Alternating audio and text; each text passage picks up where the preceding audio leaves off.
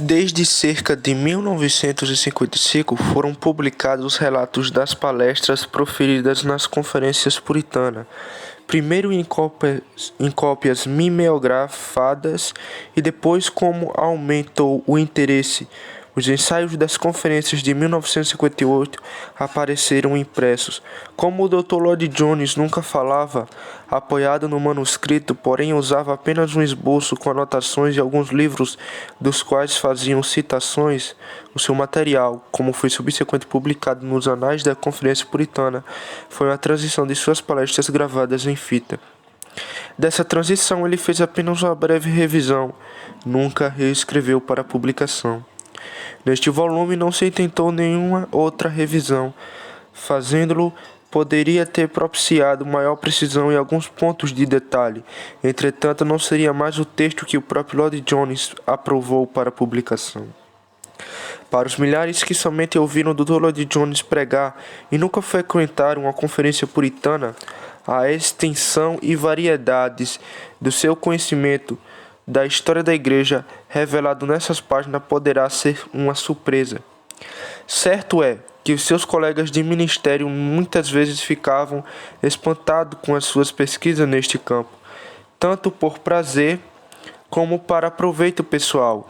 Ele constantemente fazia leitura na história da igreja e nas biografias cristãs, raramente tomando notas, e contudo era capaz de, com sua memória fenomenal, recordar todos os fatos salientes muito tempo depois. A brevidade das anotações de esboço, com o uso das quais ele falava, é suficiente indicação do seu raro dom. Às vezes o leitor poderá, com o propósito de fazer mais pesquisa, querer saber mais das fontes ao qual o Dr. Lloyd Jones recorria, ou porque ele optava por uma ideia em vez de outra. Mas é preciso lembrar que estas palestras não eram feitas com a intenção de construírem afirmações definitivas. Elas são primordialmente um incentivo à dedicação de mais pensamento, com a orientação das suas próprias convicções claramente indicada.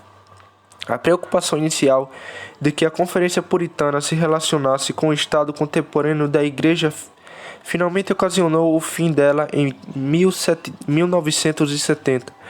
O Dr. Lloyd Jones acreditava que a total confusão reinante no cenário da Igreja na Inglaterra e o impulso ecumênico em busca da unidade visível dava grande oportunidade aos conservadores para se juntarem e dedicarem sua primeira lealdade à verdade evangélica e não às posições denominacionais.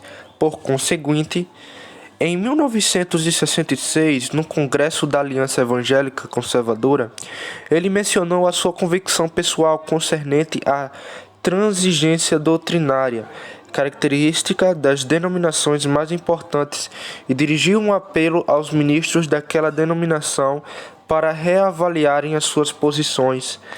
Conquanto a reavaliação do Dr. Parker o tenha levado à conclusão de que devia permanecer na Igreja da Inglaterra.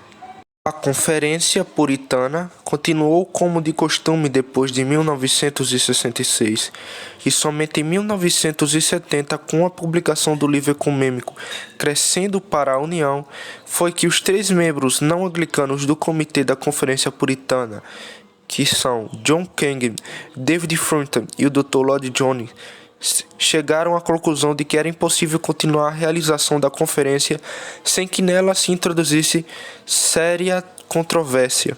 O afastamento do Dr. Lloyd Jones significou que nenhuma conferência foi realizada em 1970.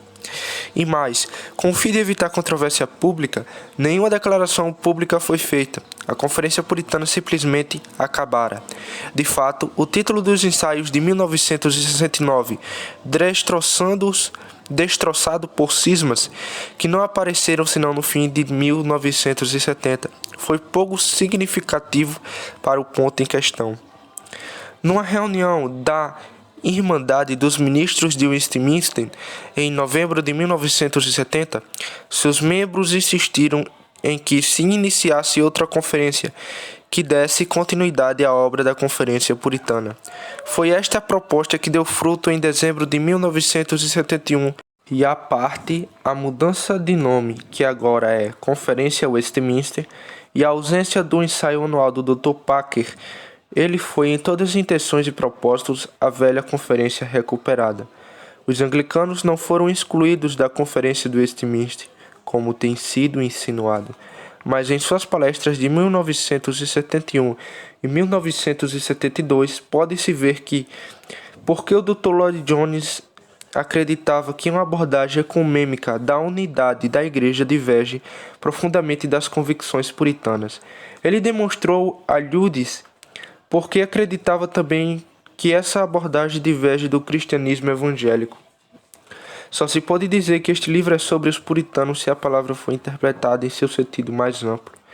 Como evidência a primeira palestra desta obra, o Dr. Lloyd Jones nunca teve a intenção de limitar-se ao século XVII, e várias palestras suas são sobre temas alheios à era puritana.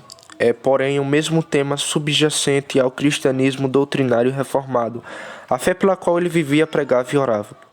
A era em que estas palestras foram proferidas foi uma era tanto de ânimo como de dificuldade.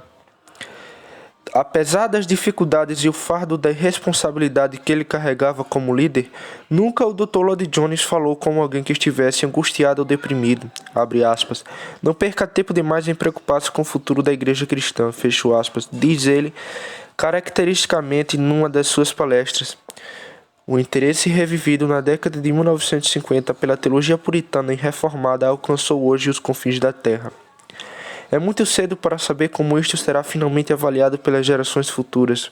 Todavia, de uma coisa podemos estar certos: o autor dessas palestras será lembrado como alguém que lutou com firmeza por verdades esquecidas e estimulou gerações a viver, a crer em Deus e em suas poderosas obras.